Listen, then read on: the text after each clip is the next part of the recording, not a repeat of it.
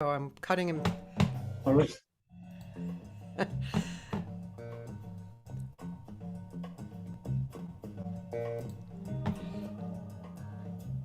Oh, yeah. Good choice. I like it.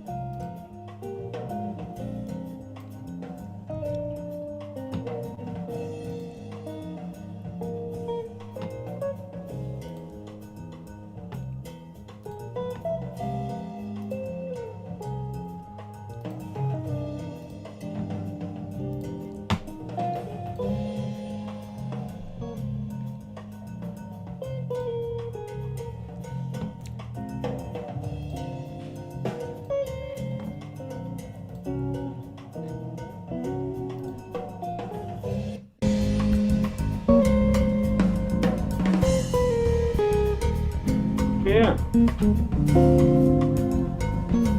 Yeah. Gary Watts. Dave Gerd. Yeah.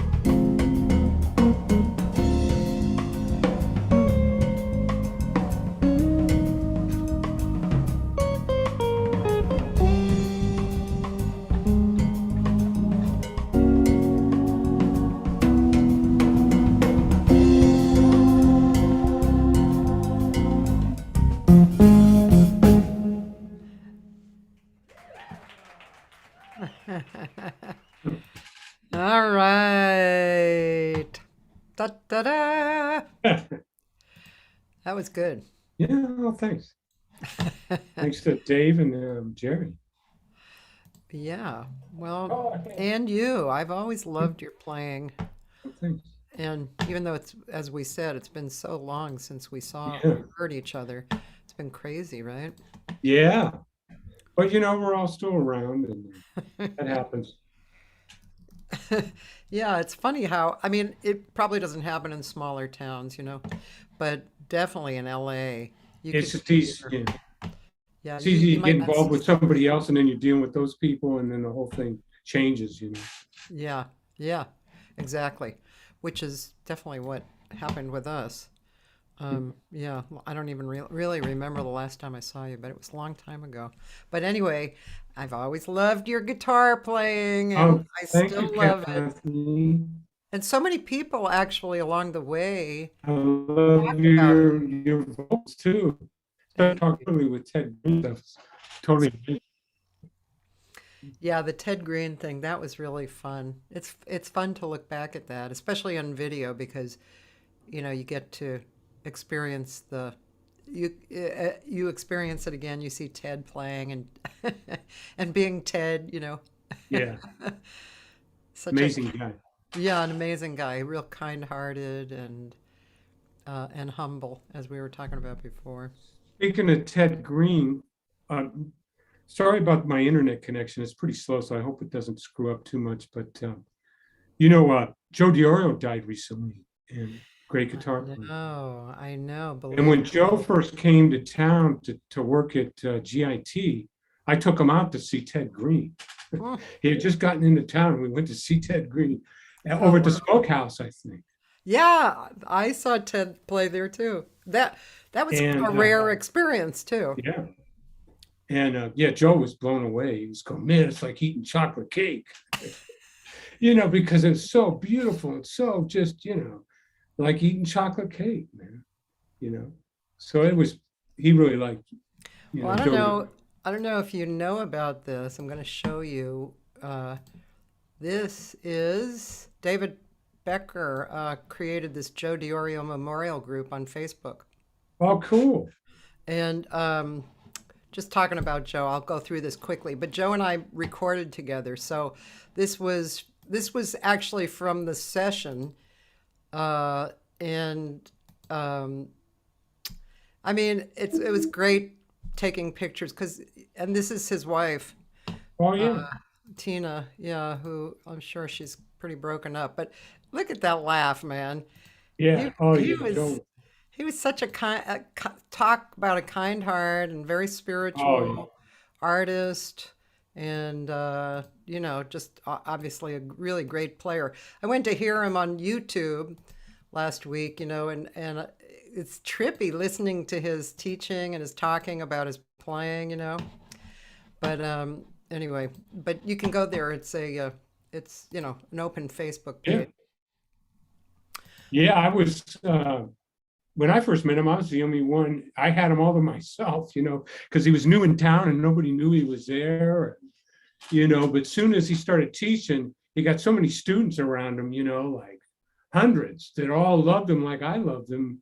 And so it sort of changed. I didn't get to see him quite as much, but yeah, he's incredible. He was an incredible person. Yeah, really Just a, incredible. Just so happy. And you know what he gave me one time when I went to see him in Connecticut? Because my niece lived kind of close to him in Connecticut uh-huh. where he moved, so I would go over every time I'd go there. And Wow. but he gave me a cassette tape of him, Charlie Hayden, and Billy Higgins. Oh, wow. It was a live gig, and I made it into a CD. Wow. I'll have to share that with you. It's really, Yeah, I'd love to hear that. imagine it's so great. Yeah. Yeah, he's great. Yeah, and I have a few pieces of his art too. His art is really cool. Very kind of quirky. I have to take a few pictures of what I have Yeah, on I'd my love to wall. see that. I Yeah, know he was into art, but I never saw any of his stuff. yeah, especially after he had the stroke. So that was kind Got of, more into that, yeah. yeah, yeah. Now, after that, did he have he must have had more than one stroke, I guess, right? You know, I don't know how, like closer in, to the stroke, the original stroke, I'm not sure, but something happened where he had to be on dialysis Oh, wow. for Yeah. years. So he was on dialysis for years. And then I guess in the last month, he got really sick and he had to go to like a rehab place. Yeah. And, and then he had a heart attack. Oh, wow. Yeah. So, but David posted like a video of him on there. I think it was David who posted that, like kind of a more of a present video of him saying, he was standing there saying hello to all my fans and friends, and Mhm. whatever he said. It was really nice, but he was 85. Wow, that's pretty good. It's not Yeah, bad, you know, it's I pretty didn't good know he age. was 85. Yeah. But, a young spirit, Yeah. Oh, yeah, definitely. What a Yeah, great cat, man. Will be yeah, missed, sure. yeah. Well, and 2 years ago when we lost Barry Zweig, that was Oh, our man, guitar I player. didn't even know that, Barry, man. You Oh, man. didn't? Oh my gosh, yeah, I didn't know he died. yeah, Wow, that's too bad. yeah. He's a great guy. Oh God, he was just so great. Yeah. Yeah, yeah. He was, yeah, and he had like 9 lives. Uh-huh. Seriously, he was sick. He'd get really sick, almost die, and then he'd come back. Yeah. And we used to joke about it. It's like, "Okay, I don't know what number life this is, but Yeah. I'll send you some stuff on Barry and Yeah. That's, Ed too. Yeah, I'm writing it down so I won't forget. oh, okay. So Barry Coates, one of my favorite guitar players because I really like, I guess I would call it a more modern jazz guitar style. Um, just beautiful sounds and lots of space and um, flowing rhythm and harmony that's kind of almost otherworldly. That's what I think.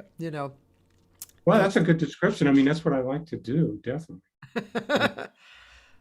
Well, a lot of the voicings I get, my hands can stretch more than some. So, I hung around a lot of piano players and got voicings from them, but they were always like super hard to play on the guitar. But I love the way they sounded, the real close notes of the harmony, and that's what I sort of got into trying to do, oh, and having my left hand being sort of just being able to stretch more than the average guitar player. It helped a lot. So so yeah, stretch this like this way? well, as far as forming the chord, yeah, this finger and this thumb can stretch all the way. They're kind of like double jointed or Oh, something, yeah, I see.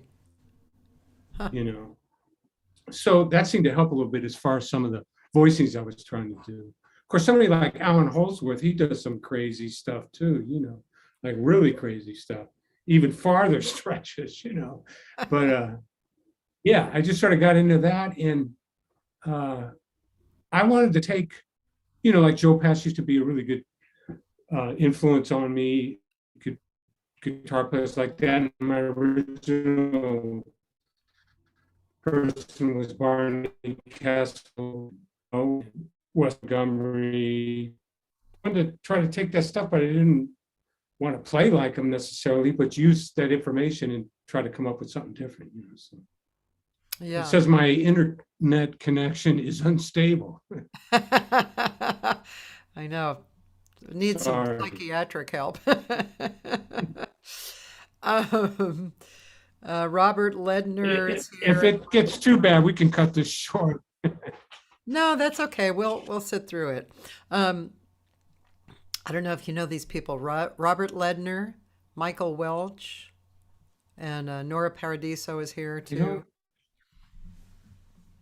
Nope. uh, names sound familiar, but All right. Well, you never know I who's don't. going to show up. So Yeah. Barry, are you from LA? No, I was born in Oakland, California, Oh, okay. from the Oakland. Bay Area. Oh. So when you That's how were, I got the gig with the Pointer Sisters. oh, really? I was from Oakland, and so were they, and so they liked me right away. Well, that must have been fun. Plus some help from, remember Ramsey Embick, Yeah, Ramsey Embick. Who's that? piano player? Yeah, Piano player? he lived in Really LA, good piano right? player. Yeah, he lived for a long time. He's up in Oregon now, I think. Wow, Ramsey Embick. That name is definitely my memory. Yeah, Ramsey. that's a long time ago. Yeah. So was he from Oakland too, or no? He was. No, no. Oh, he just liked your playing, But and he was the musical director at the time, and they needed somebody. And being from Oakland definitely helped. They still wanted, but that's where I'm from. so did And so I you? grew up in Marin County, Oh, okay. And did born you? in Oakland, but I didn't live there. I Okay, moved to Marin County. Marin County, Santa Fe. Yeah. Went to Santa Fe High and went to college in Marin, which when I was there, uh, Michael Bloomfield was going there Oh, really? to school. He went back to college to try to learn to write music or something. I don't know, because he lived in the area. He was there, and Robin Williams was there. I used to see him all the time, Uh, and a lot of cool people were there. Terry Bozzio was there. We were in a stage band thing together. This was a long time ago. was guitar always your instrument? Yeah, ever since 9 years old. Wow. What drew you to the guitar? Do you remember? Well, I had it. I don't know. All of a sudden, I wanted a ukulele when I was about 7 or something. My Huh. parents got it for me, and then I left it in the hallway. And my brother was going to the bathroom one night, and he stepped on it. So the ukulele was gone. So I said, "Well, I want a guitar. I want a guitar. Give me a guitar." So that was the next thing I got. And, And yeah. were you into rock for a while, and then Yeah, totally into Jimi Hendrix at the time, yeah. and actually had a little amp and a distortion thing that plugged into the amp to try to get feedback and stuff. And I was doing that through high school, and then towards the end of high school, I heard a Wes Montgomery record live at the Half Note, or I think it's called, Yeah. and that just kind of changed my life. Kind of like Pat Metheny, he heard that stuff and he just went that way. Yeah, I yeah. still wanted to do the other things, but I was definitely digging the jazz thing with Wes. So sort of changed directions a little bit. Yeah, Wes, and you said Barney Kessel. Barney Kessel, listened to a lot of Barney, um, Joe Pass, um, Tal Farlow, Tal Farlow. He's all kind of that. he's kind of an amazing player, isn't he? Tal Farlow. Wow. Yeah. Yeah. Um, yeah. I'm trying to think of. I guess Jim Hall was kind of in there, but maybe a little later or something. Did you get into Jim Hall? Yeah. Well, what happened was when I was a senior, I got picked to play. We had a stage band and some pretty good musicians. We got picked to play at the first high school all-star band Hmm. down in Monterey so we did that. So that's when things really changed. I met Oliver Nelson, I met Mundell Lowe, Oh, met geez. a bunch of people that totally changed. And one of the things that I won was this thing to go study with Stan Kenton Orchestra for a summer, actually down here Oh, in LA. And that sort of changed everything. So then I really got into it at that point. I think Peter Erskine might have done that too. I think in the Stan Kenton Orchestra, he might have played in the band. Yeah, I think he was. Well, I think he went there as a student too. I can't remember. Maybe he did. Yeah, they had it for a while. It was a great Hank Levy, I think the guy that wrote a lot of charts for Stan Kenton. He was there teaching, and it was a great experience. It was like a 2-week thing, and that really changed me. I totally, and meet Mundell Lowe, it was totally cool. Yeah. Because in the stage band, I used to get these charts, and there'd be a big letter A at the top, for letter A. And I thought, oh, he's play a chord. So Wait a minute. Say that one more internet time. connection is Yeah, unstable. say that one more time for us. Well, when I was first starting, I used to see a letter A at the top of the chart, and I thought that I was supposed to play an A chord. So that's what I didn't know, didn't know anything. But I slowly started learning. I can just imagine what they must have thought. They must have been so amused. Oh, listen, he's playing an A. So after high school, I won that thing. And then I went 2 years to junior college, which was great. I learned a lot of. Well, Mundolo hit me to some chord things and stuff. So I started to figure that out. Yeah. But after that, I ended up going to North Texas State, after 2 years at Oh, junior college. okay. And that's where I met Lyle Mays, Mark Johnson, a bunch of cats that all went there, at the same time. So that really changed everything, and I totally got into it. Then from there, I came back home for a year or so in San Francisco, and then I moved to LA like in 76 or 77. Oh, wow. And I was really into Howard Roberts. So I tried to find Howard and found, Benson, the guy that makes the amps. And I bought one of those amps, and I met, the people involved with Howard, and that whole thing started up. GIT and everything. Yeah. So Yeah. GIT, for those of you listening, is now MI, Musicians Institute, but GIT was Guitar Institute of Technology, which Howard started with, what was his name? Yeah, don't mention his name. I'd rather not. Since Joe tried to sue him, Howard sued him on his deathbed. He told his lawyers to keep suing, even though he was dying. So I don't think he deserves mentioning, to tell you the truth. Oh my God.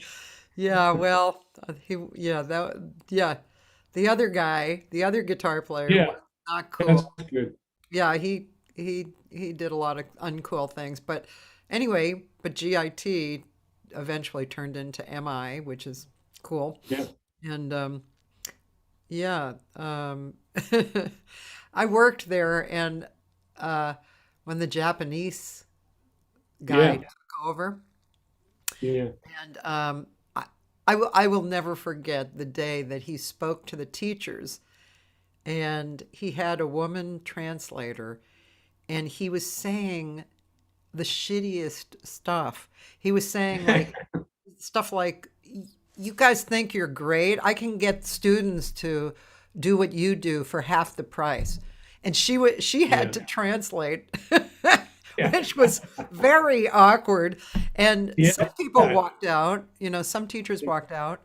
And that's, he was, I mean, I had been going to Japan for a long time, so I wasn't totally surprised at the way he spoke, or because he was just a regular Japanese businessman, kind of yeah, just, really not thinking of the whole, yeah. he was coming from such a wrong place. But anyway, he made a success of it, so whatever. He had a place in Japan. He had a big business that made guitars.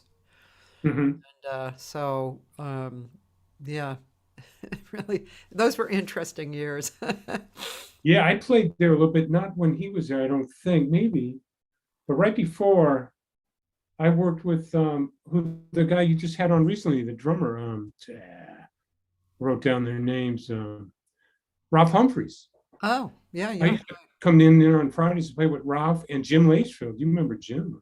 yeah, So we used to play down there. yeah. And then later with us, Casey Sherrill, when he was teaching, Oh, we huh. had a band and we'd come in and play. That's cool. Yeah. One time, who played there one time? Um, Joe Diorio and Yeah. Mick Goodrick. Wow. Yeah. Mick Goodwin. Man. That cat's pretty incredible. Yeah, I went there, and the students were there not a huge amount of students. And yeah, probably a lot of it went over their heads, but anyway, Yeah. it was quite a thing. Now I have my friend Roland Askerons. I don't know if you remember him. He's been around forever. He was more of a in the audience guy, but he was a guitarist. And I guess you never stop being a guitarist. He has something like 13 guitars, but he wants to know. He's in love with Zappa, but aside from joking about it, he said he wants to know if you were influenced by Zappa. Later, when I was in high school, I had a friend that was totally into Zappa and drew up. He worked in the auditorium, for plays and stuff. And you could hide out there. There's little spaces up above the auditorium where nobody could go except the guys that were working on lighting. And he had a giant picture of Zappa that had painted up there that nobody could see, but if you were up there, you'd see it. And he was totally into him. But I was at that point in my life, I was into West Montgomery and stuff. Yeah. So it wasn't until much later. So I came to town and actually played with some of the cats from the Mothers of Invention, the horn player and stuff in another band. You might remember, oh boy, I'm so bad with names. Lester Merle? Absolutely. I actually interviewed him. Bunk Gardner, he was in that band with Les, and he was in the Oh, Mothers of Invention. So ah, through that, I started checking things out and learning more about him. yeah. And yeah, he's total incredible. Zappa, it's Yeah. unbelievable. Yeah, Yeah. Roland is a big fan of Zappa, and we have a going joke throughout these last 2 years. Did he work with Zappa? Did did they listen to No, I Zappa? don't think I could read good enough to work with Zappa. Yeah, that's pretty. Yeah, Chris Wabich was in the Zappa's Sons band. Uh-huh. Yeah, and he said they took like 2 or 3 weeks to rehearse.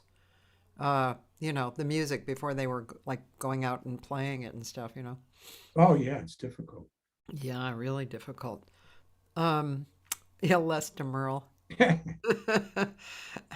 He was a great cat, but we had great times. Remember the Robinson brothers? Do you remember those guys? Piano player and bass player? They were really good players. And they played in Les's band. Oh, they did? Yeah. Huh. I don't know where they are now, but Kind of rings a bell in the back. and then Les owned that club. Remember, it was a I was great just little gonna say club. that's the cellar. Yeah, the cellar, man. That was great. That was That was a such a fun cool time place. back then. Yeah, yeah, I know. That period of time was great in LA. I mean, you know, of course we're living in the present and, it's Yeah. pretty obvious and we're doing stuff. But when you look back and you see these chunks of your life and career, it's just it's interesting and it's a lot of things. It's funny, it's fun, Yeah. it's great. And that period of time was really active in LA. I mean, we were I was really in creative. I was in 7 different bands. I was in all Wow. it was crazy. I was playing with Roland Vasquez. I was playing with Oracle, that group. Uh, I was playing just a bunch of groups, man. It was just like incredible. It's a great time as there far as was playing. Barry Coates and the Hats. Barry Coates and the Hats, can't forget that. Yeah. Did We we had we had our little stint. did we let's see. Something was in my mind and left. Did were you the guy who was playing like around 2000 sorry, around I don't know how to say it. 2000, the year 2000. Yeah. Were you I think you were. You were Oh playing yeah. at Beverly Garland's, right? Yeah. Yeah, we were. Do you know I may have never told you, but my husband and I had like one of our first dates at your I concert. think I met you that we talked and stuff. You Yeah, came by and yeah, yeah, that was a cool little thing. It didn't last that long. We played there a few times. It was fun. yeah. It was a great location. Yeah. Kind of perfect location besides Yeah. Sportsman's Lodge. Yeah. Yeah. Um, so let's listen to something again, and you can pick something that I'll go to YouTube, and we can pick whatever you want. If you go to my YouTube I just thing, want to I mean, I have, show you guys. Look at this picture. yeah, This you is could, very oh, cool. I get a lot of calls. It's so funny. When that record came out, it was, a few things happened, but not much. And then, so like 40 years later now, I get calls every week, people wanting the vinyl version of that record, You're which I kidding. wish I had, but all the time I get all the time. That blows my But I mind. don't have any. I had about 20 copies and I sold them in like 2 weeks. That blows my mind. So It really does. I mean, my husband has a huge collection of vinyl, and he does sell some of it. Like last week, he sold ten vinyl, but they're not like some. You go out into stores and they're charging $25 for a vinyl, and yeah. he's not selling them for $25, but they're older stuff. But I don't Yeah. know, man. I don't know the cost of making them. I don't know. Not sure. Well, they're coming back a little bit, but if you're into audio, that, well, I shouldn't say that, I might get in trouble. But anyway, it's not the best format if you want to hear stuff like on ECM, I think, but I don't know. But if you got a really good setup, they're really cool. They just definitely a different sound to them, to a vinyl record. Yeah, Yeah. yeah. So did you want me to go here or somewhere else? I don't know. Let's see. Well, those are just, did you want to watch a video or do you just want to hear some music? It Because doesn't there's this matter. video of me, you could check this out for a second. You don't have to play the whole thing, but guitar chord melody, that's actually, Oh, okay. I think I'm playing solo guitar.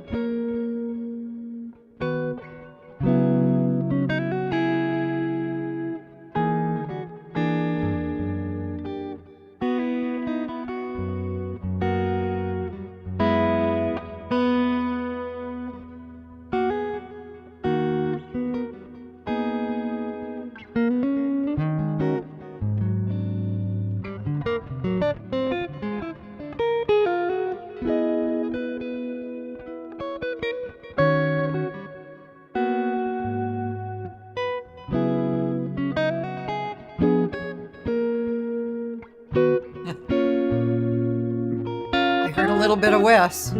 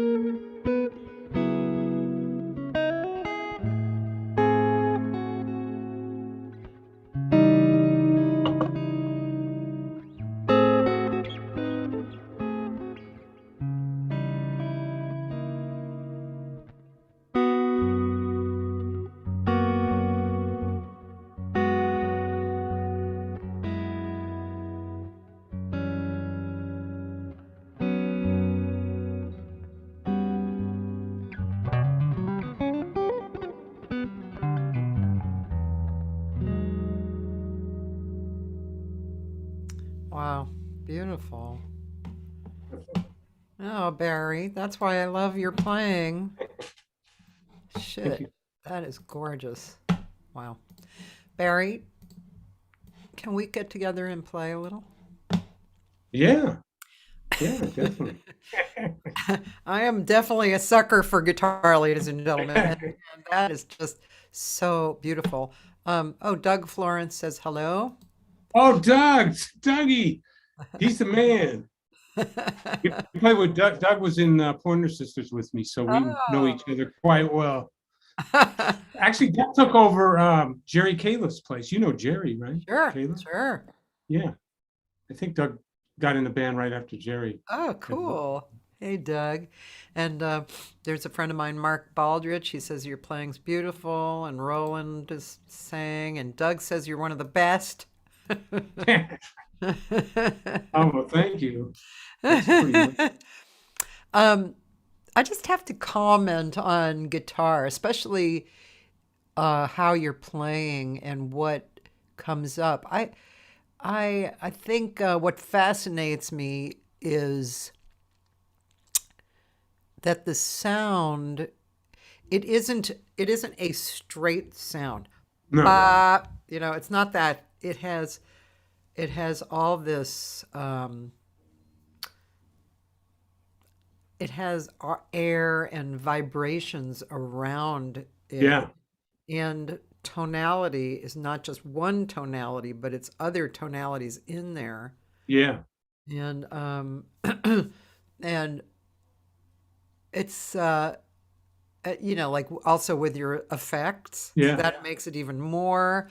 And I don't know. To me, that those things really kind of soak in Yeah. my heart and soul, and that's one reason I love listening to that. Oh, thank you. Well, I've always been into sound, I played guitar synth for a long time and got into those kind of sounds and programming synths and then effects, being a guitar player, you know, having a pedal board and a rack with stuff in it and all that. And then, being influenced by people like Pat Metheny that's really into that kind of stuff. And then I was thinking, I remember you were really into, that guitar player from New York. Oh boy, who just died not too long ago. Oh, Famous. not Vic. No. Uh, Who died recently? Um, hmm. Roland, do you know who see, Barry's? that's my name. I don't remember. And he did guitar too on ECM. Say that again. A bunch of records on ECM. He did a bunch of records on ECM. Yes. Oh, John Abercrombie? Yes. Yeah, Remember, you were really into John. totally. And but I wasn't that much back then. In fact, I even thought, is this guy that good? I knew he was good, but man, about 10 years ago, I started listening to John closely, and I was just like blown away. And I go, man, this cat is so heavy, it's unbelievable, man. You Yeah, know, yeah, and yeah. Him, and then there's Bill Frisell and oh yeah, Steve Bill's, Schofield. yeah. You know, those guys But are. John took me a little while to get. But one thing John did that I'm doing is he quit using a pick. Uh, Back in like 80 something, 87 or something, he just decided to just use his fingers. And I sort of took that approach too, oh, not necessarily because John did it, but I just got fed up with trying to play really fast and keep up with all the gunslinger guys or whatever, huh. showing chops and stuff. And I go, man, sort of like Jim Hall said, he could do some fast stuff, but he didn't really want to do that. He just wanted to play, what he heard. Yeah, So that's kind of why I mentioned John Abercrombie. He's just such a great guitar player. yeah. He there was one recording. I'm just gonna see what comes up in my iTunes. Abercrombie, just to see, Yeah. because one particular one that I really loved, which was, I don't know, I have a bunch of them, but it was an older one. Well, there was the one that just had his name, Mark Johnson, and Peter Erskine. Yeah. That was a really nice one. But there was, Current Events. Oh, yeah. Current Events probably was one of my all-time like desert island favorite records. Yeah. And I know, man. I think that was where I heard Hippolytville, which actually, when I was in college, I wrote lyrics to Hippolytville, and since then, I've sung it, with like a band that I have with Jeff Richman, and Yeah. Gary Fukushima, and I recorded it several times. I also recorded it with a singer named Norma Winstone, who's from England, and she's right along those lines, those modern jazz lines. But do you know that song, Hippolytville? I remember it. Yeah, I remember Yeah. hearing it and stuff. Yeah. Yeah, it has this bum bum bum bum bum bum bum bum Yeah. bum. It's really a cool tune. It's not a song you just kind of pull out on the gig, Yeah. usually, unless somebody's like really good reader. But you want to just kind of get to know it a little bit before you play. Yeah. But yeah, John Abercrombie, who's really great. Oh, I know. Man. I interviewed Mark Copeland, the pianist. Uh-huh. And he was really good friends with John and played a lot with him. Oh, And he actually, in the last 2 years, made a recording dedicated to John after he mhm. passed. Yeah. I think it was just a solo record. I love Yeah. Mark's playing too. He's really a Oh, great yeah. player. Um, oh, thank you, Dan. Dan has given me your all music credits, which sometimes, I have to warn you, sometimes are not accurate, and sometimes There's are. probably not that much there. either. So, well, I know you played with Luis Conti, Yeah. and it says here you were the engineer too. Do you do that too? I was that one more time. Do you engineer as well? My internet connection's kind of weird. I didn't. Did you hear me? Yeah, that's what I really got into in the last couple of years. I've done it all along. I worked a lot with Gary Denton, the late Gary Oh Denton, West State Street yeah. Studio. I think his wife's running it now, Melody. But I Oh. used, I used to record out there, and I learned a lot from Gary. So, and I have a lot of records out. I have probably over 20 albums out on iTunes and Spotify. Of your records or records you've engineered? Yeah, records I engineered, and they're my records. Because yeah, I engineered all of them. But I Did you never really record them? called myself an engineer till some at Gary Denton, some on my own, some at different places. Just stuff, keeping it rolling. Trying to do that. In fact, if I could just put in a blurb, the latest record I just finished the end of last year is with Jimmy Haslett on bass and Jerry Califf on drums. And Jimmy got us a little deal on this company called Outside In Music from New York. So hopefully that'll be coming out in June. So, I just usually put the stuff out myself, usually. Yeah. But this is different, so I'm happy about that. Yeah, it is nice. I know. Most of my CDs I've put out of myself, although there have been some that have gone with various companies. But recently I joined Origin Records, which is really nice. It's like such a relief to have somebody else do the stuff that I was doing, pay attention to the stuff, to that stuff, because it's a lot of stuff when you're putting it Oh, out. yeah. Well, that's cool. Yeah, So that's great. That's that I can't wait to hear that. That's not out yeah, yet. it's pretty nice. Are you there? No, it won't be out till June, Oh, because they got a long list of people. There's record company. Yeah, I'm here. Cathy Segal has started screen sharing. That's I'm true. just reading what it says on. I'm looking at the screen. So I have Merry Little Christmas, which I don't know. It says Barry Coates, primary artist. That's a Christmas. Yeah, Okay, Rich Eames is on that. Yeah, Rich Eames is on that cool. piano I've seen player. Rich a bunch. Maybe he's one of the persons who has You been know talking Rich, about. right?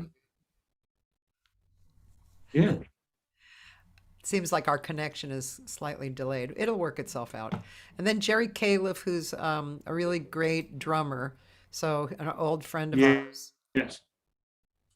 I've done in the last couple of years. We've done a bunch of stuff together. At least 4 or 5 records in the last 4 or 5 years. At least one each year. I got into this group with me and Scott Brett. And it was a group called Wave Migration, Huh. and we did totally improvisational music, Oh, and it was really fun. So for the last 4 years, I really enjoyed it a lot. You know, I think and so I like that's what I improvisational was music. doing. I like improvisational music more and more as time goes on. Yeah, I I know it's true. It's great. And I have a vocal improv group called Fish to Birds, which is seven, well, Uh-huh. up until the pandemic, it was seven singers of varying backgrounds, but kind of jazz oriented, and a cappella usually. Sometimes, like we would have Brad Dutz occasionally. I'm Yeah, Brad. and we basically make something out of nothing. And we were together for 8 years. Wow.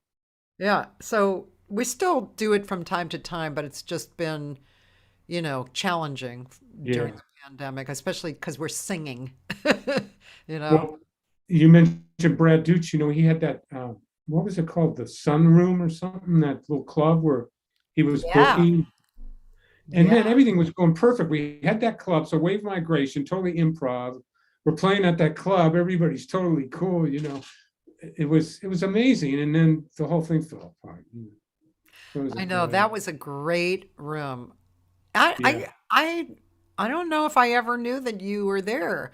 Well, we Uh, just started playing there. We did one gig, and then we were going to do another and another. We had some more bookings, but it just never happened, because of the pandemic. And So the wave migration, do you have recordings? yeah, uh, if you go to Bandcamp or I like Bandcamp just because the music sounds so much better. You can listen to it right off the internet, and it Yeah, sounds better than I like most places. Bandcamp too, and it's also easy to sell stuff and or not. Yeah, I think it's really nice. Should I put in what is it? you could go to barrycoates.bandcamp.com. That's it. So, uh, Let me see. There should be one thing that says Wave Migration. Well, that's not Bandcamp though. That's just showing different records. But this one right here this with is the Bandcamp. guitar.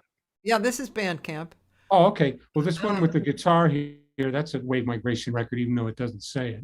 oh, it is Yeah, you'd not have the. to. Not that one. That's with Okay, Louise. let me put. Well, it says barrycoates.bandcamp.com. Is that what you wanted me to go Yeah, to? that's the Where's, Bandcamp website. But if oh, you go down here, if you go show more or something at the bottom, see where it says show more records, right there. Yeah, oh, here we go. Wave there you migration. go. So there's one Wave Migration. That one's it. Great. So, any particular one? Uh, Play the first one. Okay, here we go.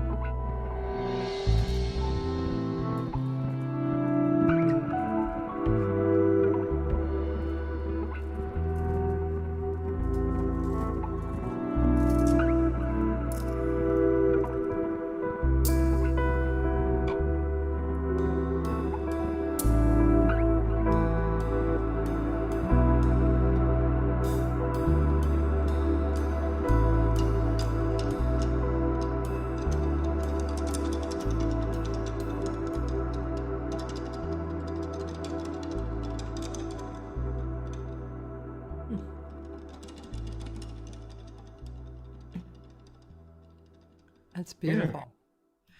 So that sound, did you That, say you have been with a synth, programming synth or yeah, I used synth for a long time, but that's actually all just pedals and stuff making those sounds because that was recorded live. So you got acoustic piano, you got electric bass player, percussionist, and a drummer, and all the other sounds you're hearing are me oh, making all that stuff with the reverb sounds and yeah. uh, just by messing around with some good gear, The last couple of years, I put a pedal board together. It's the best pedal board I ever had. The sound quality, is really good on it. Yeah.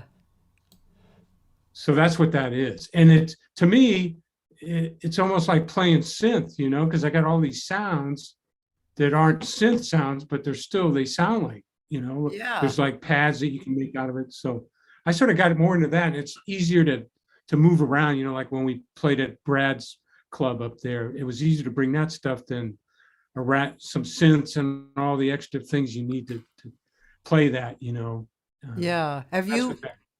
Have you, as part of your career in the last bunch of years, actually playing synth or programming synth No, or? it was up till about 10 years ago.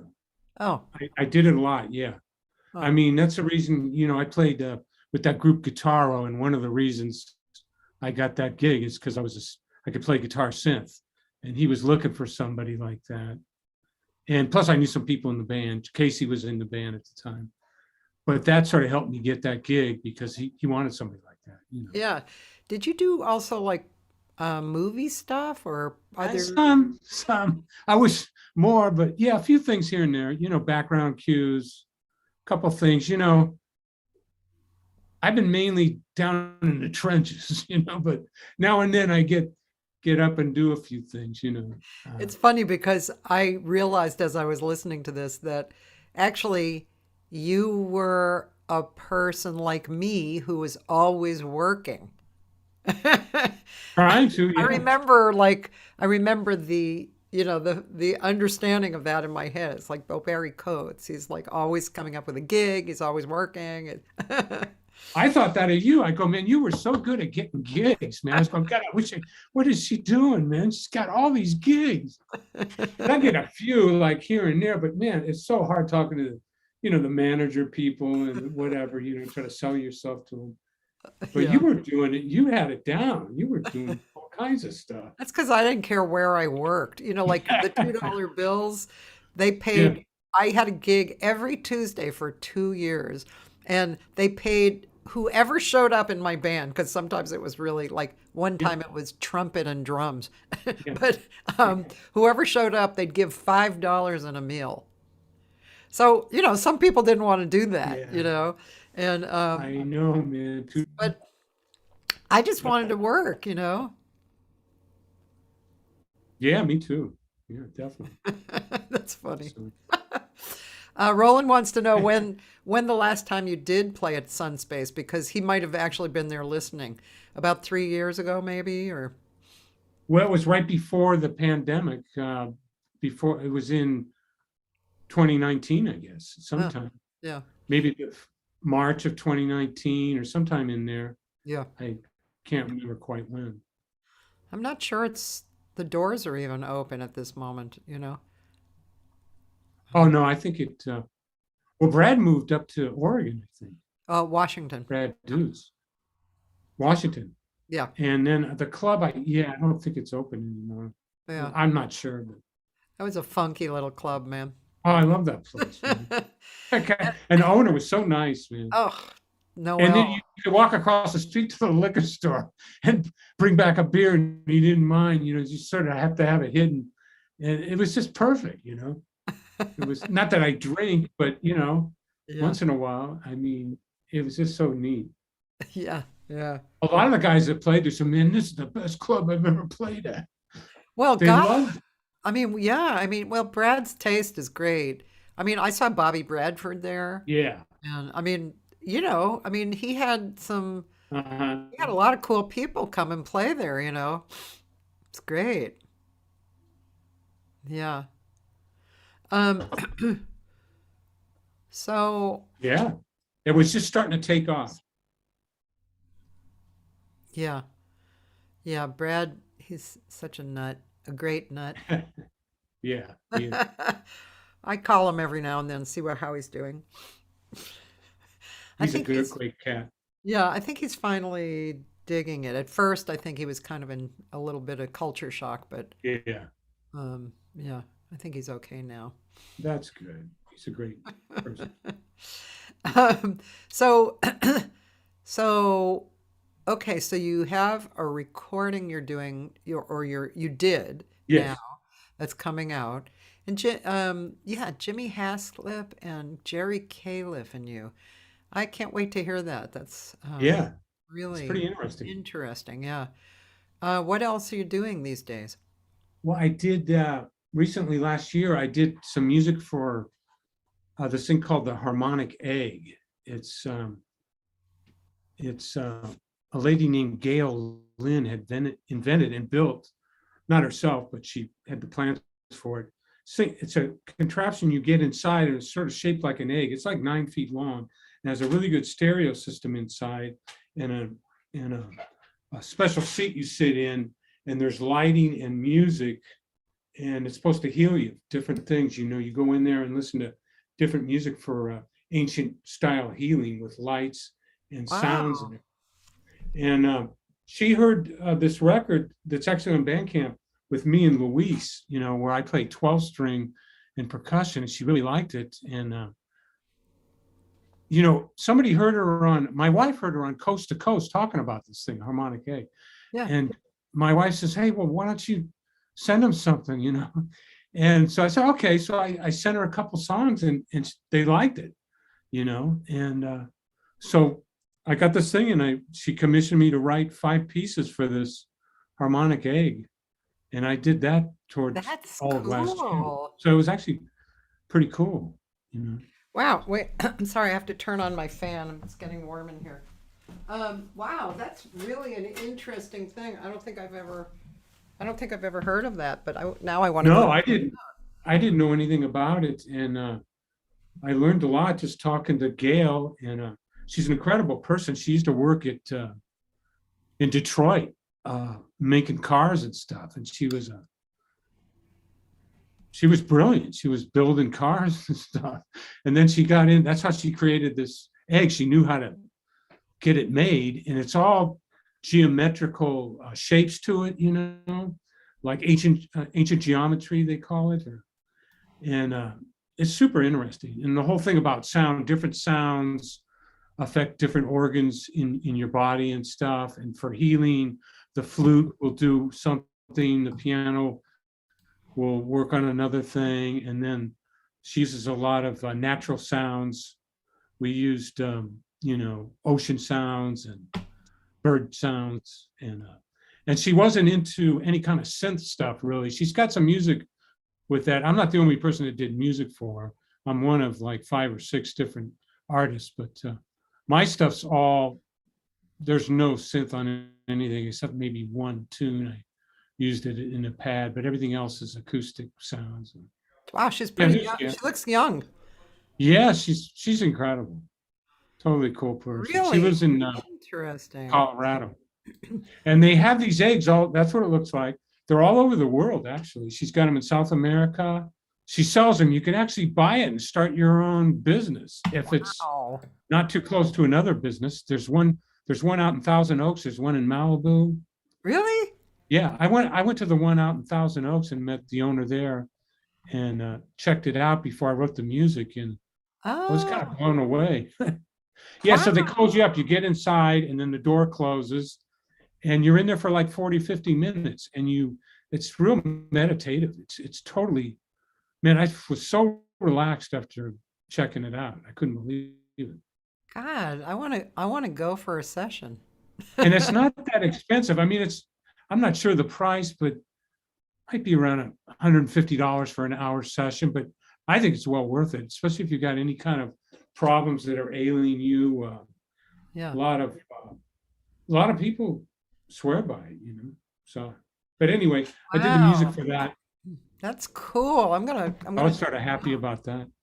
yeah. And then this year we just got that record coming out, and I'm working on a new one, trying to put that together, and that's where I'm at. I'm not doing many gigs. I sort of, when the pandemic hit, I got in totally into recording and mixing and mastering, and I'm just really into that right now. So that's, Yeah. I'm not pursuing the gig thing. I mean, if somebody calls me with a really good gig, I might do it. But other than that, I'm more into working on the recording side.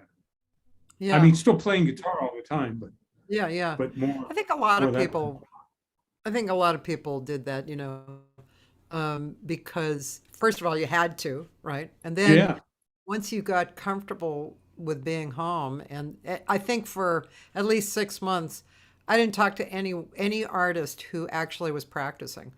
People were kind of it was hard. It shocked. was very hard. Yeah, Yeah, it was a very hard lot. to get back in. If I Yeah, could get 10 minutes in, I'd be happy. yeah. I heard some bass player, famous guy, he goes, man, if I can get 10 minutes in, I'm happy. And that's the way it started, man. I couldn't play at all. And I slowly started getting back into it. Now I'm up to tempo pretty much. Me Uh, too. Recently, I've really become a, a practice hound. Like I think yeah. partly because um, I started taking a piano class, which is very humbling because I play piano, for students and for myself and for writing, Yeah. but I play chords in the right hand, a little bit of bass, not walking bass or anything, but just bass, stuff, and Yeah. I have a good time and I can transpose and blah blah blah. But I wanted to really actually maybe become a better pianist. So now I've said this again and again, but anyway, what I have to do now is play the chords in my left hand, and then of course different voicings so that it's more like voice leading. And then I also have to play these patterns of comping, and I have to play the melody in my right hand. It's very humbling. Yeah. And And it, I keep going through this thought process of screw this, I don't have to do this, you know. Yeah. But then another voice comes in and goes, you know that all you have to do is keep doing it and it will click in. Yeah. Yeah, And you just so, keep, if you need a book to work on, Jerry was telling me about Lyle Mays has a book out oh, on his tunes, and the piano voicings are in there and stuff. And he says it's pretty really cool. I bet Jerry is actually a bit of a piano player. Well, he tried, yeah. I shouldn't say he tries to be. Yeah, he's got a beautiful piano at his studio. So yeah, Yeah. he's always messing with it. Yeah. And he really liked the book. He said it would be great if you're trying to learn some voicings and stuff. Well, I also have the Mark Levine book, which was interesting. Oh yeah. I had so the song Tune Up, that Uh-huh. old. Yeah. So that was an assignment. So I was working through it, and I looked in the Mark Levine book, and he actually talks about tune up and the different voicings. He's using like six and nines, which Yeah. I normally do in my right hand, but Yeah. I'm learning just the basic seven chords. And so I'm just sticking to that because that's what Jeremy says to Yeah. do. And I'll start at the basics because I normally pass basics, Yeah. and I'm always sorry I passed the basics later, you know. So I'm really trying to be good. But last night I actually moved. Now this sounds weird, but I didn't change the chords in my left hand. I'm playing tune-up. So I didn't change the chords, but because he said, sometimes you could sit at a desk and do it Hmm. without, so that you don't have to think about what the notes are. So I took it a little step further. So I played the same chord in my right hand, but the comping, which is bump, bump, bump, bump, right? And then I did play the real melody, and I actually accomplished it. I was so friggin' excited. It was like, okay, and now I have to change the chords in my left hand. But I was just so excited that I could coordinate. Yeah. Wow. Well, that's a good thing to be working on. Piano is beautiful. Yeah, It's it's great. great. I've also been reading Kenny Werner's second book.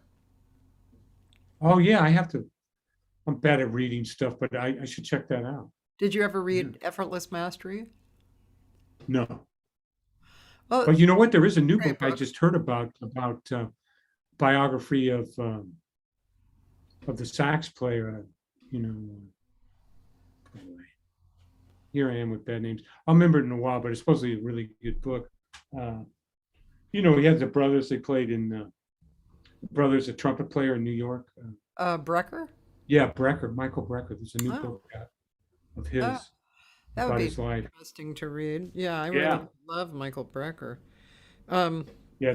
well, the Werner book, the first book was really good. It was about 25 years ago.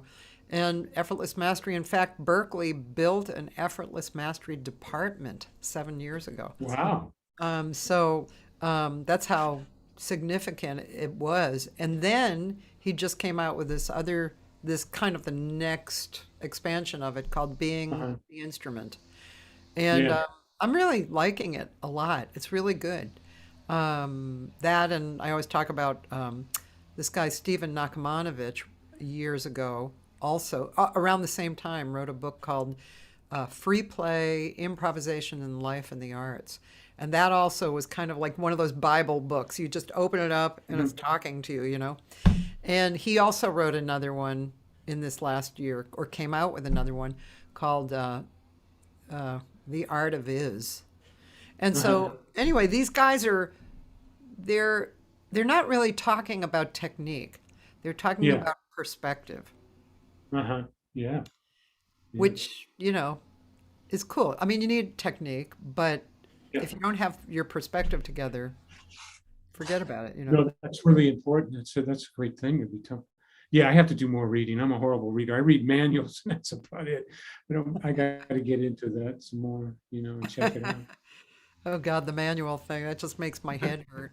The Yeah. technology of these days is just, I just can't, I just And lose. for me, I'm trying to not get totally technology driven just because I don't want to rely on it, if something, whatever, I still want to be able to spell if I can. I still want to be able to remember phone numbers, not just hit a button on the phone, that kind of stuff. You lose a lot of things with that. So I take it all. I don't go nuts. I usually go the opposite way everybody else is going, you know. If everybody has this, I usually don't have it. Just like this is the first Zoom thing I've done.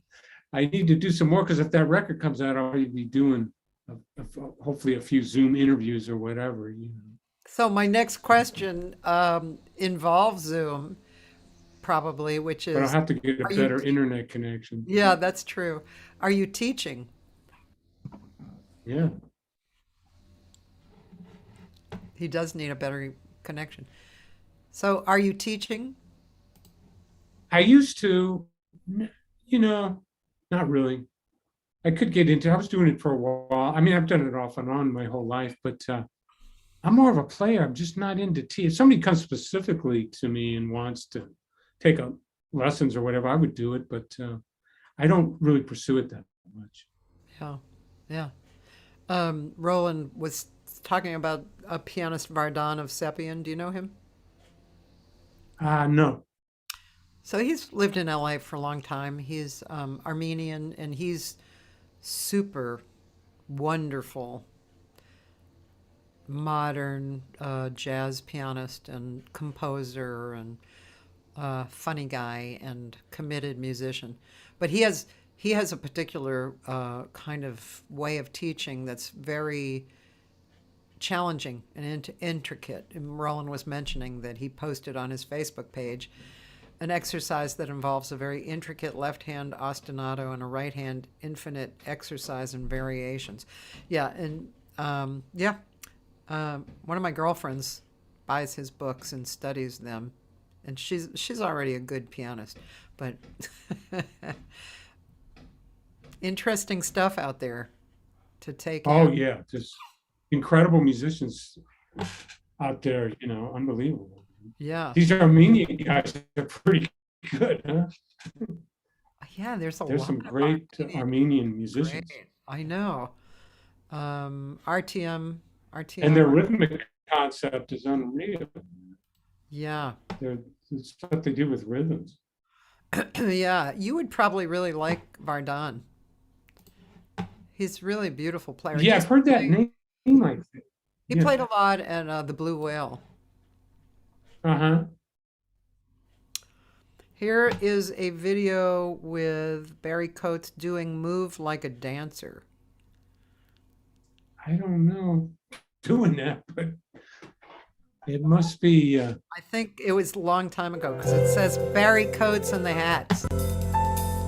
Yeah, that's just the audio. Oh, yeah, yeah.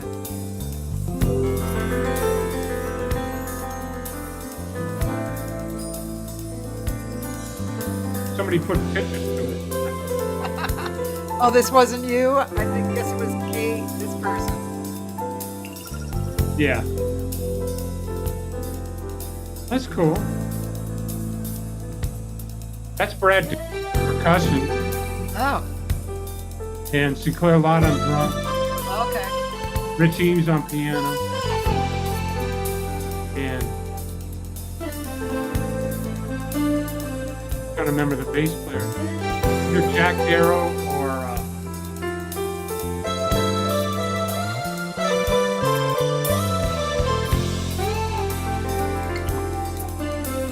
God.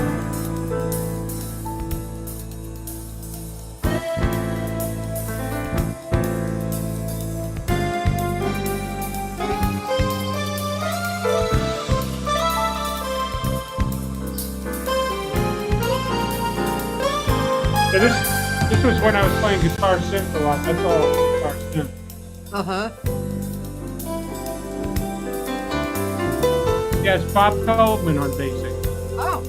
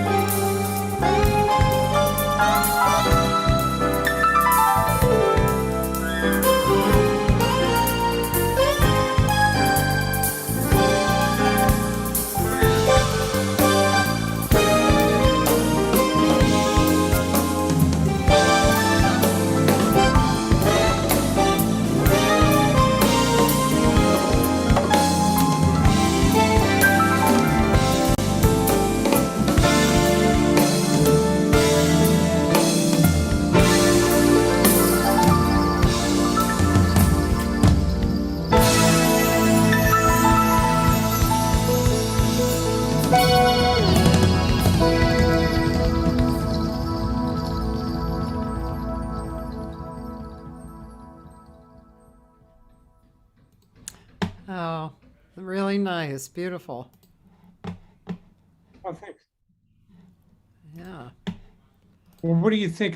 My internet connection's weird, huh? Do you want to cut it short today, or you No. want to keep? No, I'm you're sorry not about getting out of this, Barry. okay. No, I love it. I just wish my connection was Oh, better. I mean, you're totally welcome to leave early, but it's fine. It's Oh, not okay. that terrible. I've had worse, believe me. Um, you're getting a lot of compliments. Mark says thanks for having you on the show. Great music, and Hiroki from Japan says beautiful sound. Roland is saying stuff like this really sends me out there. I guess it's the rhythms that are employed that really move me. Beautiful lines, Barry. Oh, And thanks. he doesn't Thank want you. you to leave it either. He said no. Oh, thanks.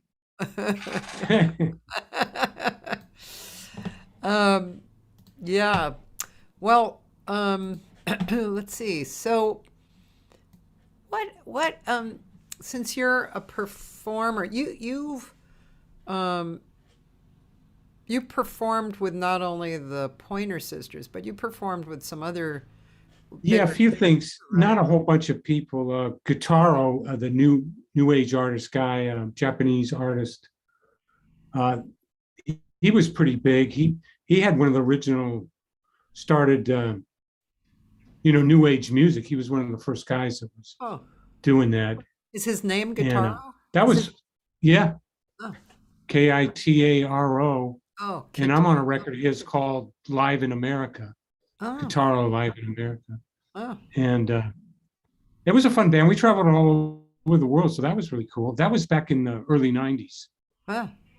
And a few things here and there, but I didn't do a lot of, like some guitar players, you know, gig after gig with, traveling around all over the place.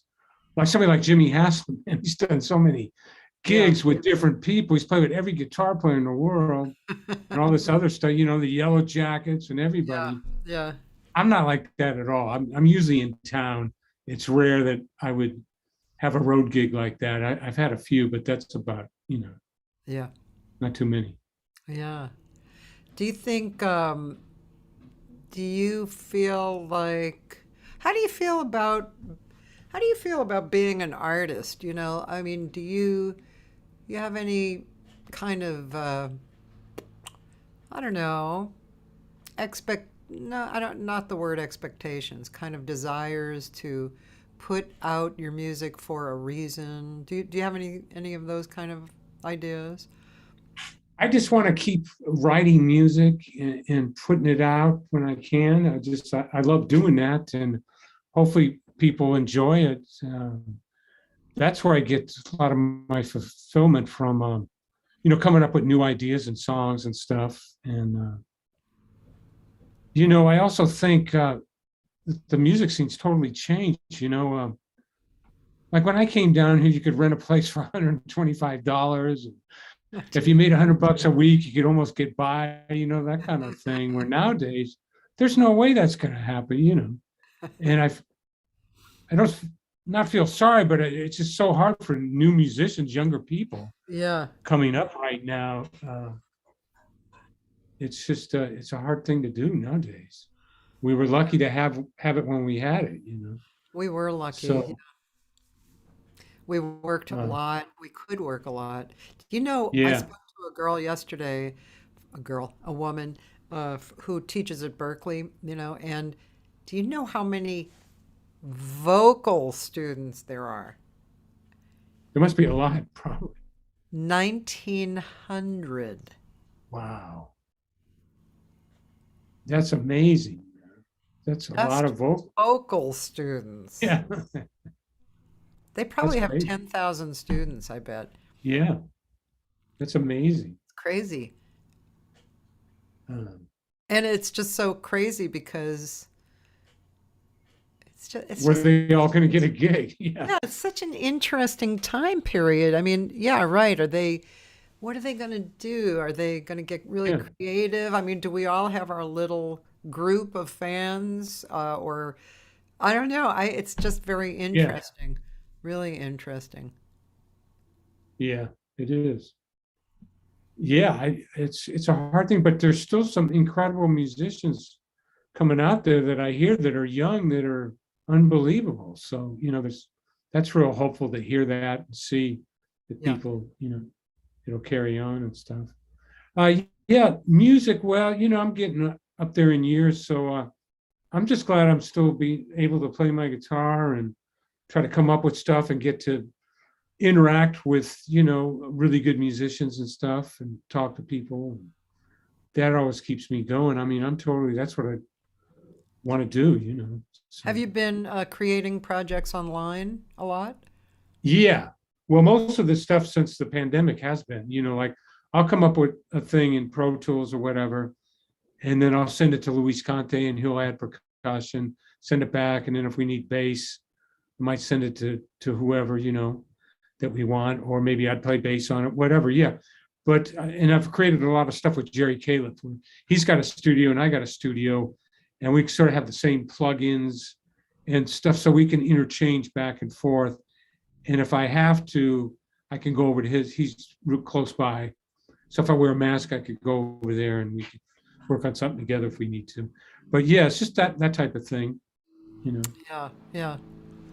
Um, do you do you practice or do you just write and play? I I practice, but I practice standards. I have a piece of paper with about 100 standards on the piece of paper, and I just try to play through them. And when I do a standard, I'll try to come up with an intro for it and an outro and maybe something a little different about it. And just trying to remember all that. I got to go through those tunes. Sometimes I'll get through 4 a day. Sometimes I'll play 10 a day. Sometimes I'll play 1 a day. But there's that list, and I just keep going through the list and going, well, at least I know 100 tunes, that I still could play. Do you And so that's, do you do you still come up with, like, in doing that, do you come up with something that you find difficult to accomplish and you have to work through it, or does that not even really come into it? Is it more like looking for the harmonies and stuff like that? well, yeah, I'll come up with some new voices that might be difficult or a line that I'm practicing, that type of thing. Uh, yeah, I'll work on certain things, try to, depending on what song I'm working on, if it's a faster song where I'm going to maybe put a solo down where I have to, throw 2 licks out there that are faster than normal, I'll practice that stuff for a while, trying to figure out some stuff I'm going to do. But I don't really practice scales anymore and all that stuff I used to do. Yeah. I just try to keep playing just to keep my fingers going and stuff. Yeah, yeah. How about perspective, like state of mind, or That's a good one. State of mind. I try to stay happy and serene and uh, thankful. I sit in the sun every morning for a little while and tell the universe I'm thankful for being here and try to keep that mood going and don't get in an argument with my wife that'll screw it all up. you know. But yeah, I try to get that perspective. Sometimes you'll pick it up and I'm like stiff and I'm going, what are you feeling so stiff for? And then try to just relax and just let it flow and sometimes I'll pick the guitar up and it's just like that. And I go, wow, this is cool. This is cool. This is cool. But to have that all the time is kind of difficult. So you got to work at it. Yeah, it's really an interesting thing, isn't it? I guess what it is there's all these different levels and subtleties. And so you're not feeling good, right? Same Yeah. with me, right? I'm not feeling good singing or whatever. And Yeah. there's some kind of something underneath your awareness that's getting in and screwing you up. Yeah. And I don't know that it's handleable in that second. there are policies that I like to put in, relax. If I'm working with the band, I always connect with the band first, you Yeah, know. I don't just get up and sing, and I'm always listening to the band. There are certain things that I always do, but and yeah, I agree with you as far as, try and put yourself every day in whatever you're doing in the moment. Actually, Eckhart Tolle talks about um, like giving yourself a minute a bunch of times during the day, like after this show, for instance, just sitting for a minute and being aware of being in the moment yeah, and noticing whatever the moment has. And he likes that way of meditating the yeah. best, because it reminds you during the day, throughout the day, that you're in the moment, and how valuable the moment is. And also for me, I'm retirement age, so I'm collecting Social Security and stuff. So things are a little bit easier. So I have more time to really concentrate on the music. Where before, you had to take that gig, Yeah, that right. gig out in Palmdale. You had to take, and now I don't have to, Yeah, So that's a big relief. And now I can be happy about my music and doing what I want to do. yeah. What Although I miss some of that. I mean, playing live with other musicians. I haven't done that really in a while. At least a year and a half or so. But guitar players are a strange breed. I mean, we can entertain ourselves. We have the full instrument right there, and can just, you know. Yeah, So man, and there you just go into guitar land. I've always yeah, been intrigued by that. You could be talking to a guitar player and he's in guitar land yeah, playing, and he's might be listening to you, but he's in yeah, guitar land. yeah. I think that's fascinating. And also, what I always thought was funny was no matter how old you get as a guitar player, you're always going to show your friend a new voicing Oh yeah, that you discovered. It's yeah, like, really? Thousands definitely. of voicings that and you're constantly discovering, and you're 89 and you're Yeah, showing a new voicing. I know that's true. I mean, yeah, it doesn't end. You still try to, you know. Well, I saw something on YouTube. Some guy had transcribed an Alan Holdsworth solo, and it was like ridiculous. And I copied it all out and started looking at, there's like 1,000 notes in the first bar, and this guy had played it all perfectly. It was Wow. unbelievable. And I thought, well, man, I'm going to get into doing this. And then, man, I couldn't even see it. The different. If it was a D, I thought it might be a C or an E, or it was just so difficult to go back to that kind of regimen of learning solos. I said, I tried for a while, and I got some ideas from it, but Yeah, yeah, of it course. was difficult to get back into that kind of practicing. Do you know of a guitar player in New Orleans, Phil DeGry? I've heard that name. Yeah. You should check him out. He's Yeah. pretty wonderful. He's kind of got a little Ted Green and, New Orleans, and really interesting guitar player. Really Yeah. good. You'd enjoy him a lot. Oh, yeah. I'm sure I would. Yeah. Okay. Yeah. Yeah. I've heard that name. So, Yeah. yeah. I'll send you, just as a reminder Yeah.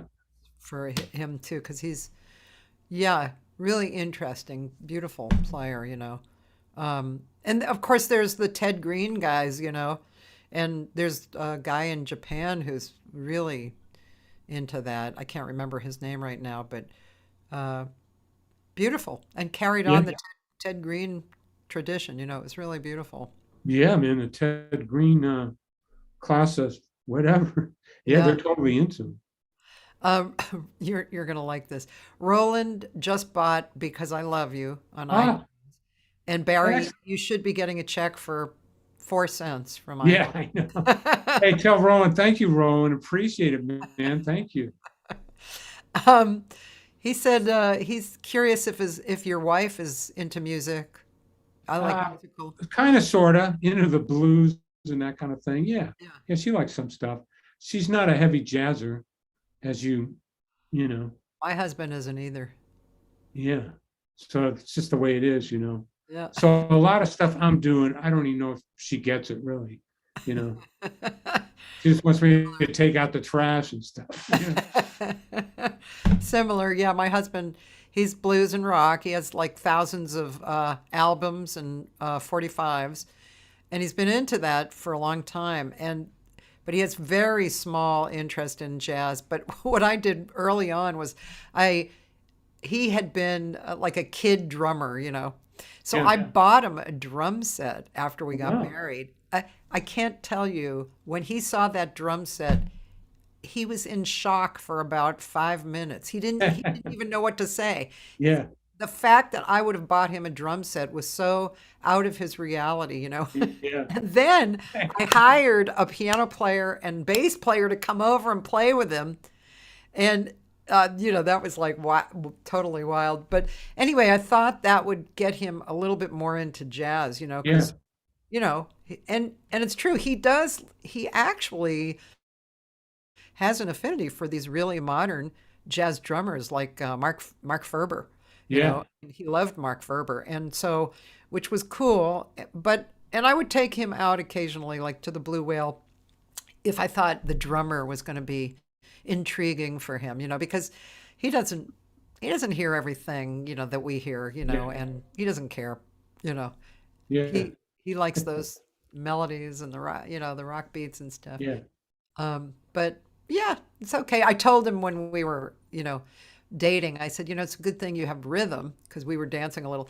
And I said, because otherwise I wouldn't be with you. And he laughed. He said, "Oh, that's funny." And I said, "No, no, I'm serious. I'm actually serious." There is a line that I will Yeah. draw, Yeah. That's true. I'm gonna go look for that Brecker book. That's like, I need another. Yeah. A friend of mine just told me about that. What's it called? This guy had written another book too. He's a famous, I'm so bad with names. I can't remember his name, but yeah, if you say the latest Brecker book, it talks about his whole life. Like part of it was saying, he was a heroin addict. I never knew that because I met him one time and hung out with him. He's such a beautiful person. Just seemed like he was straight and narrow, that he Really never. nice, yeah. But at some point in his earlier life in Ah, New York, he was a total heroin addict. wow, I didn't know that.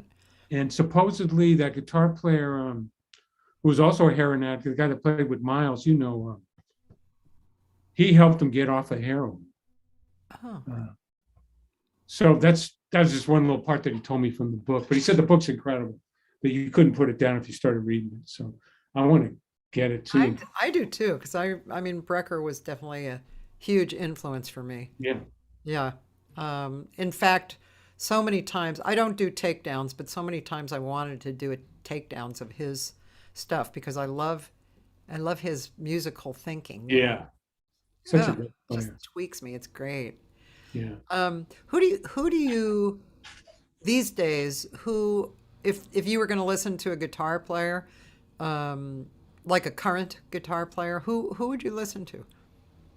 Uh, like I say, I'm bad with names. Let me bring up iTunes. uh, um, I mean, there's, just curious. Metheny. I'm always checking out Pat Metheny, Yeah, Schofield, the yeah. newer guys. There's a lot of new guitar players that are really good too,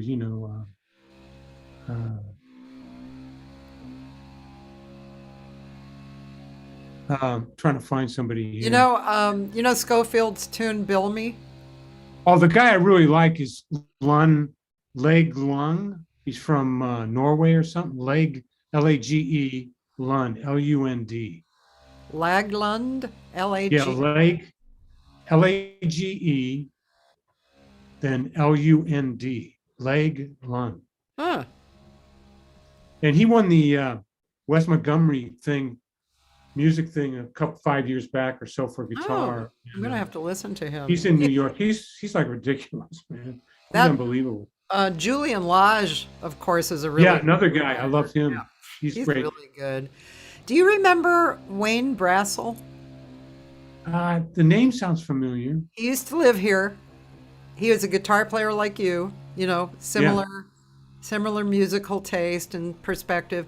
He moved a long time ago to Norway, but I'm still in touch with him. I worked with him a lot, and I kind of want to go over there and play with him because he's Oh, that, still a great player. oh, that'd be incredible. You know, Yeah. another guy that you never think about is Larry Coryell. You know, a friend of mine just sent me an email this morning of Larry, must have been a long time ago, doing a remix with two guitars and the but Larry, some of the things that that guy did, man, it's just Yeah. unbelievable. You Yeah, know, he was so I was really sort of getting a player. reinvented. I mean, acquainted with him. Yeah, Yeah, unbelievable. I I couldn't agree. believe this video. Yeah, his son is actually a pretty good player. Great, you know. Well, I Um, was just talking to my friend this morning because I saw that video. He played with his son, uh, and his son plays just like Larry. He knows yeah, all Larry's tunes. yeah, He knows all his song. He knows that. Sounds like Larry Coryell. yeah. Pretty trippy. Larry Kuntz is out in the performing world these days a lot, and Yeah, he's great, man. yeah, he's playing just so great. I mean, just, well, there's a lot. We have a kind of an embarrassment of riches here, you know, and that Will Brahm is great, and Will Brahm has a group three guitar players with John Story and Oh yeah. Perry Smith, the three of them. My friend Dan and I and Roland actually we went to see them live, and it was pretty amazing, man. The three Oh, guitar players. Woo! now John Story, does he live here in LA or I think so. Yeah. he used to live up north, right? He used to. I'm I don't know, but I'm pretty sure he lives here, and I actually saw him the other night somewhere. Uh, I think I saw him at Catalina's maybe. Uh, Wow, yeah, great because guitar player. there was a great singer in town from Denmark, Sinna E, and Hmm. she was playing with Larry Kuntz and Josh Nelson, Peter Erskine, and Derek Oles. Oh wow, sounds like And a yeah, it was of course pretty wonderful. But yeah. that reminds me, Larry Kuntz once, I'll just tell you this. I asked him what he was working on, and he said, you know, I'm working on whatever I'm working on with joy. And I just thought, oh my God, that's so cool. And I started using that in my own practice, you know, like, Yeah, yeah, you want to get out. If you're going to perform, you want to be have joy practiced yeah. and under your belt, you know? Well, yeah, Larry's an incredible guitar player. I think, you know, he might be on a different level than the rest of us. I don't know, man, but that guy's pretty good. Especially his rhythmic concept, what blows me away. Me The way he's too. sort of like offsets things. And I was talking to this bass player that plays with him, and I go, man, what are you guys doing? What's and then he must have been joking, but he goes, "Ah, he doesn't know what he's doing. He's just hoping he might get back on track." But I think it's a little more than that, you know, Yeah, I do because he too. does come back on track correctly. Yeah, I do So too. I mean, it's really interesting. His comping, he does something different. Like he comps on a different beat yeah. than most guitar players comp on, and yeah, he's really beautiful player, really Yeah. beautiful, very So dis. that's great. He's out gigging and doing stuff. He should be, man. That's for Yeah, sure. yeah, he's working a lot. Yeah, I mean, I've been going also to Sam First, and I've Uh, been going to Mr. Music Head. You know that place? no, I'm not familiar with So Mr. Music Head is a photo gallery that's in Hollywood, catty cornered to Guitar Center. And Leroy Downs is a really good jazz DJ, great taste. And before the pandemic, he had started this Wednesday night session uh, in Mr. Music Head for 2 years. it. And he Hmm. has excellent taste. I mean, he gets like some of the top guys in there, you know, traveling guys or whatever. Yeah, Um, People you might see at the Blue Whale or, you know, that kind of stuff. yeah. And they're open again. Like Friday, we're going to see Dana Stevens, who's a really great sax player. And yeah, so there's, but then tomorrow night, Another one of my favorite guitar players, Anthony Wilson. Oh yeah, man. He's Yeah, really, he's at Sam First uh-huh. with Jay Bellarosa on drums, who just I just love him. Do you know him? I know, I know. I wish I did. He is a crazy player. He Yeah, plays with like everybody from like a pop stars to Larry Goldings, but yeah, he has a tiny set. And in all seriousness, he's such a minimalist. He'll play Dick, and it'll be perfect. yeah, It's like it just drives you crazy because yeah, it's so minimal and it's perfect. yeah. He's Wow. really an interesting player. Oh So yeah. anyway, they're playing at Sam First on Wednesday night. I don't know if you're going out these days, but it's it's going to be a great gig. Who's he? Is he got an organ player with him? Or is Let's Larry? see. I'll find out, but I'm guessing a bass player. But Oh yeah, let's see. But yeah, I love Anthony Wilson. Oh man. yeah. He's a really good player. Okay. Oh yeah, this guy. Oh, it's actually his gig. I didn't realize that. This guy is really good. His name is Joshua Crumbly. I've heard that name. Yeah. He's really, really good. Great bass player. Uh-huh. And Sam First is, really doing a lot of really good people, and reopened, so they're That's good. A club's open. That's so cool. it's really nice, and it's they check your vaccination, and Yeah. um, it's a pretty small room, Yeah. yeah, but it's cool. Oh, okay, Roland, I'll see you Friday too. So it is actually getting to the 2 hour mark. Okay. Me. I know you have to be interesting for 2 hours, man. I know, man. It's hard to do. But thanks, Barry, for coming Oh, on, and so nice to see you. And I really am serious. I don't know, would it be okay if I came over and sang in your house? maybe, yeah, at some point. I mean, right now, I haven't, I mean, nobody's been here yet. I'm still a little bit hesitant, but yeah, at some point, yeah, definitely, for sure. I'd love to get together and play a little. Yeah, that'd be fun. Be Yeah. fun to do.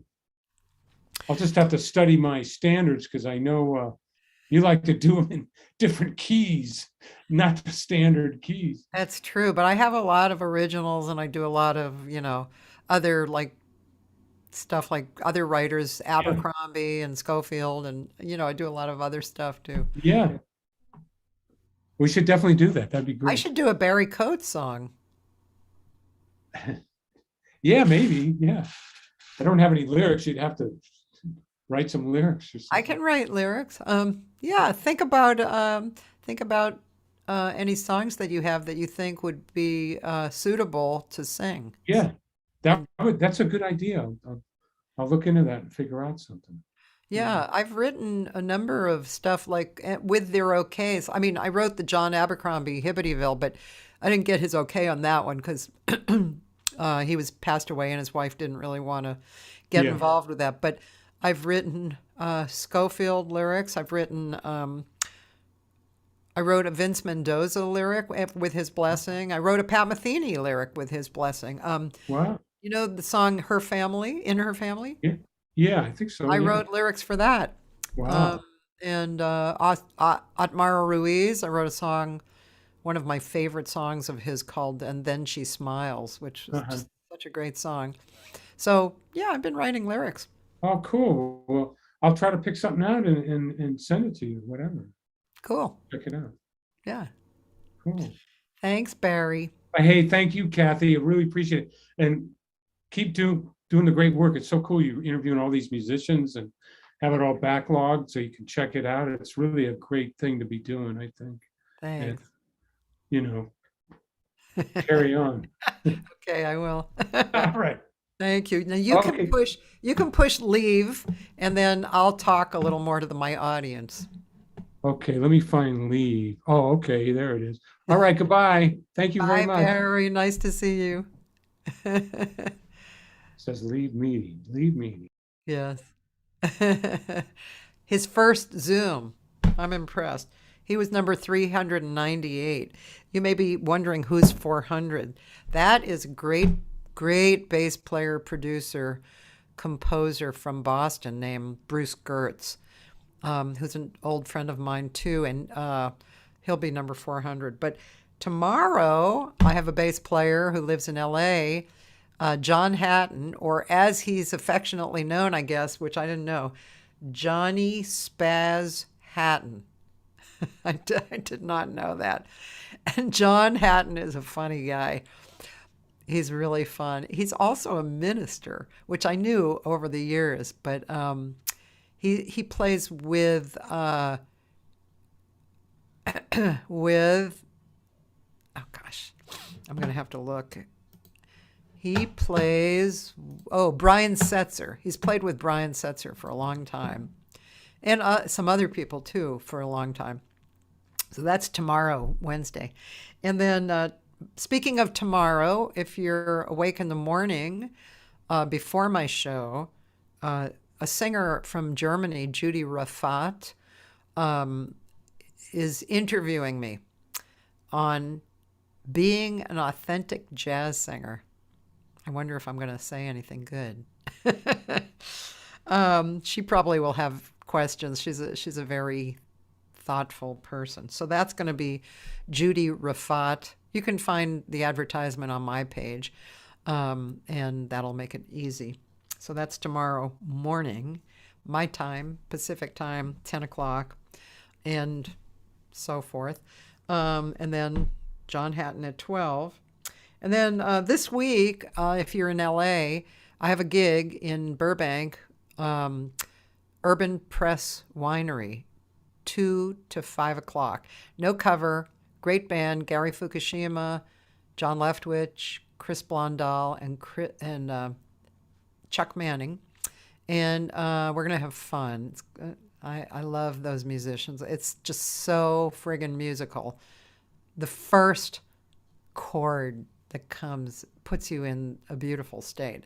So 2 to 5, Urban Press Winery. They have great food, great wine. There's parking behind the building in a parking garage. What else about that? No cover. I said that already. It is inside, so you have to be comfortable with that. And then Thursday through Sunday, I have my archives on. Judy Niemak, the great singer and teacher, will be on Thursday. Friday, Cecily Gardner and Emil Hassan Dyer, two of my Fish to Bird cohorts, and they're both great singers. Saturday, my husband, Gary Hoffman, will be on, and he was a technical guy in TV and live performances. He was his last job was doing the lighting board on The Tonight Show. He retired a number of years ago, but yeah, so he has a lot of great stories. Plus, he has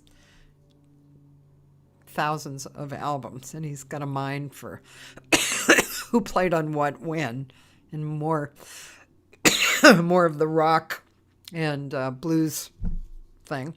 And then Sunday, the great trumpet player and engineer and award-winning runner, Nolan Shahid.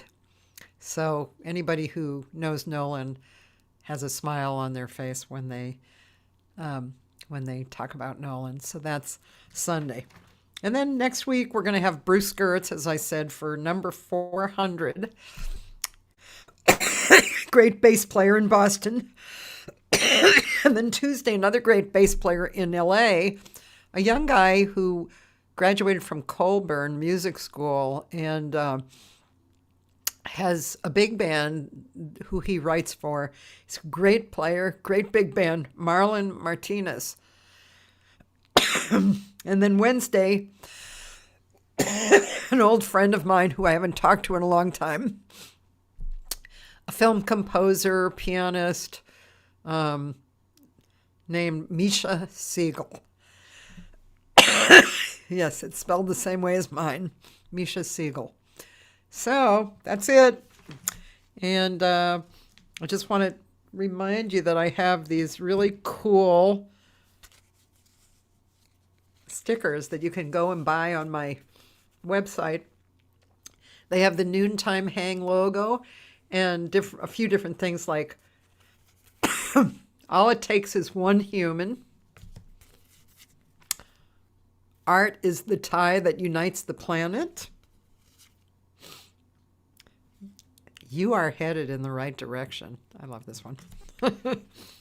Let the heart have its way and launch rockets of desire. So those are my stickers. And soon I'm coming out with a book, a philosophy book, very small, that you can stick in your pocket and read when you're waiting for the dentist. And it talks about how the same idea in life can apply to other areas of your life. And yeah, I'm excited for that book to come out. It should be out in about a month. All right. So goodbye, everybody. Have a great evening. I'm going to. Bye.